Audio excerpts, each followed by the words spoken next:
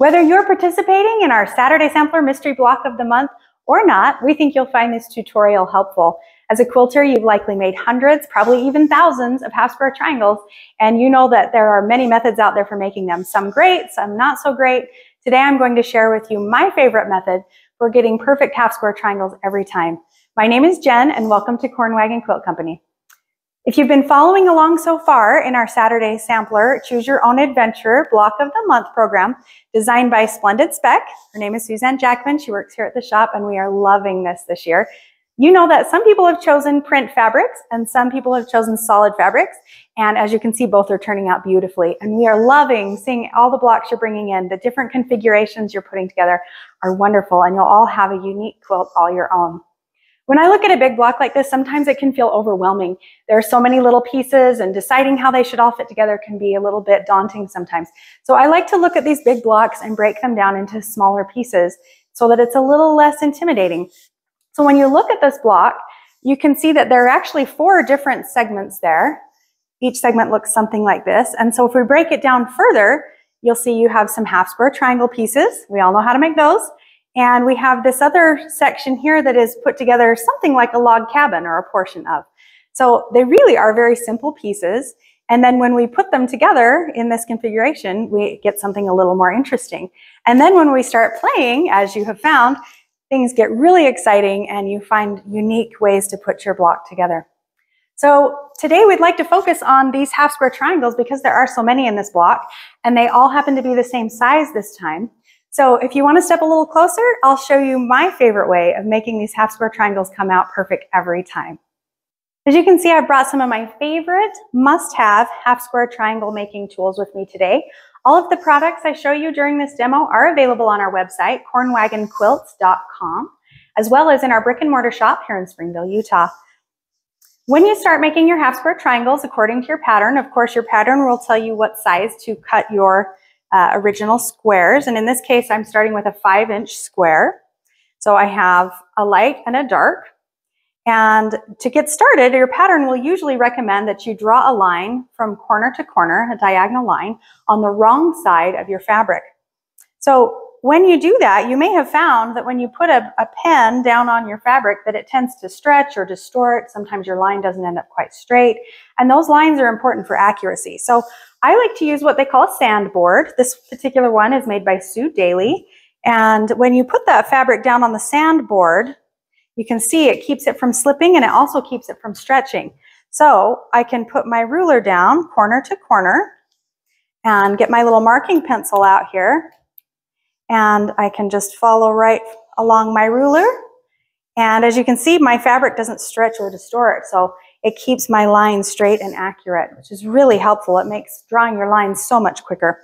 Now, what if I'm using a darker fabric? Obviously, a pencil line worked fine on that lighter color. What if I'm doing a line on this navy blue fabric? This particular pen I'm using is a Sewline product. It's called the Sewline Trio pen, and it actually has 3 different tips in here to use. So we have the pencil color that I just used, or I can switch to a white pencil, which is similar to like a dressmaker's pencil. So you can actually draw with a white line, or a simple creasing tip. So if you're just wanting to put a crease in your fabric rather than marking it, it has that option as well. It's a great little product that I have come to really love. So let's select the white lead for our dark fabric and line up our ruler. And again, against the sandboard, just draw that line. Look how slick that is. And you can see how nicely, even on that dark fabric, you can see a very crisp, white, accurate line there. Once you have your diagonal lines drawn on all your fabrics, then your pattern is likely going to tell you to place those fabrics right sides together so that you can still see that drawn line on the back. And when you open up your half square triangles, you have the right sides out. So we have our right sides together here, and we're going to take this to our sewing machine and we're going to stitch a 1/4 of an inch seam line down one side of that line and a 1/4 of an inch seam line down the other side of that line. I'm back from my sewing machine, and as you can see, I have sewn 2 nice straight seam lines down a 1/4 of an inch from my drawn line on this side and a 1/4 of an inch from the drawn line on this side. And now I'm ready to cut. And I will place my ruler right on that pencil line and cut from corner to corner. which will give me these two nice little half square triangle units with perfect 1/4 inch seam allowances there. From this point, we will take this to our ironing board and open these up. In this case, I would prefer to press the seam towards the dark side, towards the dark fabric. Some people prefer to press open, and that's fine as well. But in this particular project today, you're going to want to press towards the darker fabric so that when we start putting these half square triangle units together, you will have seams that nest. So let's go to our ironing board and press. All right, I'm back from the ironing board with this cute little stack of freshly pressed half square triangles, and they are all ready to square up. As you can see, they don't look half bad the way they are. It's a nice straight seam, but my pattern calls for them to be slightly smaller, which is wonderful because I will have room to square them up and make sure they are perfect. Now, you may have wondered about this little round cutting mat I was using earlier. This is a Daley rotating cutting mat. You can see that it has a grid on the top. It has bearings between the two surfaces so that it spins very smoothly. And then the base kind of grips to your table so it doesn't slide around as you're pushing and cutting. It's a really nice little product to take on the road with you if you go to retreats. It's also a great size to have next to your sewing machine as it's only 10 inches big. They do make a larger one that is 16 inches. It's also wonderful, but this is a perfect size for the blocks we're squaring today. So our pattern wants us to cut these down to 4.5 inches. And you could take a regular squaring ruler and place that on your block, line up a 45-degree line on your squaring ruler and cut around the edges. You would have to shift and move your ruler to do that a few times, and sometimes that's where we make mistakes and find inaccuracies. So I have come to rely on these Bloc-Loc rulers. I don't know if you've ever tried one of these. I believe they're worth their weight in gold. And it's maybe hard to tell on the video, but you can see there's a groove actually cut into the ruler here. And the idea is that that groove fits over your seam allowance and locks it onto the block as you square it. This ruler is 4.5 inches big. So once I place that groove over my seam allowance, it lines up perfectly with my seam. It doesn't move, it doesn't slip and slide. That groove locks it right onto my block. Now I can take my cutting utensil and cut, turn, cut, turn, cut, turn, cut, done. Did you see how I didn't have to pick up my ruler and realign it? I only had to line it up one time and it's done. It cuts your squaring time in half. It really does to have that Bloc-Loc ruler.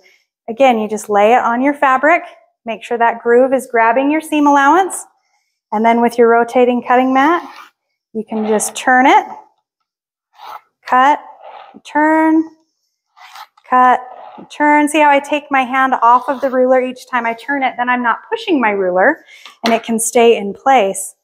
And we have another perfect half square triangle. It works out pretty great. The Bloc-Loc rulers come in several different sizes. We use today the 4.5 inch size, but they come as small as 1.5 inches, so you can make itty bitty half square triangles, or they go as large as 6.5 and even 8.5 inches so that you can square larger blocks as well. They come in sets. They also come in a flying geese option so that this groove will fit over your flying geese seams and you'll have perfect flying geese. That's another demo for another day. But we hope that you'll find the value in these great rulers as much as we have. Once you've made a few half square triangle blocks using this method, we think you'll find that it saves you a lot of time as well as stress. It really does simplify the process quite a bit. And throughout the Saturday Sampler program, we will continue to make half square triangles in various sizes, so you're going to get lots of good practice at making these blocks. Next, Chris is going to show you how she put her blocks together in different configurations. Okay, hi everybody. Now that you've done all the hard work, now we get to do the playing.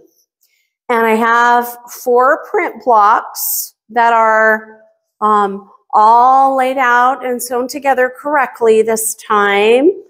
If you watched last month, you know what I mean. But let's try putting these up and see what kind of designs we can make. You can see probably 2 different ways over here. And there are ways in your pattern, but honestly, I don't know which ways are in the pattern and which ways aren't. So we are just going to kind of play. And the first way I want to play is to just make a square with this, because I think that's kind of cool. I like that one. I just dropped my earring on the floor. That one's kind of cool. With it puts the yellows. Oh no, that's kind of, I don't mind that at all. Okay. So then let's turn two of them totally the opposite way. See what that does. I don't know. Just step back and look at it. Oh, I like that one. I really do. That's pretty. That, And I'm not saying that I've already played with them a little bit, but that could be my favorite. If I can't remember what it is when I get ready to sew it together, I'll have to watch the video. Because that, I do like that one. All right, now, there's always the way that you can put them all the same direction. Well, it could be kind of fun. I'm not sure with this block if that would be my favorite, but that's not, you know what? That's not bad. It's good. And it lines up all these half square triangles. That's kind of cool. Yeah. So there you go. There's one way. Let's see. What other way? Should we put the yellows?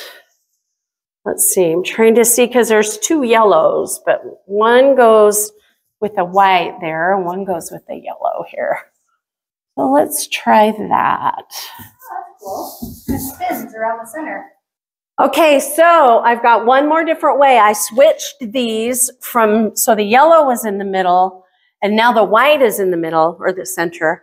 And so it just kind of goes the opposite way. But you know, this way is one of the ways I really like. And one of the things I've noticed for me is when I've been doing this and laying them out and playing with my blocks, which I really do enjoy, I found that I typically like when when they're mixed up a little bit more and there's not a great big center in the middle. Those are the ones that stand out to me that I go, ooh, that looks so pretty. But then you look at the other ways, those ones are all kind of mixed up, like some of the things I do too this month. But when you are playing with your blocks and then you look at it and you just think, oh, that is so pretty, then that's how you decide which one to do. It's kind of hard to take that last decision and sew those together, but any way you do it is going to be good. And it's just a fun project. And this is my favorite, is just playing with them at the end. So anyway, good luck with your blocks this month, and we'll see you next time. Well, hello there, and thank you so much for watching this video. If you'd like to see more, and if you'd like to support us, just click the like and subscribe button underneath. And if you want to follow us on Facebook or Instagram, all of that information is in our bio. Thanks for watching, and we'll see you next time for another great video from Wagon Quilt Co.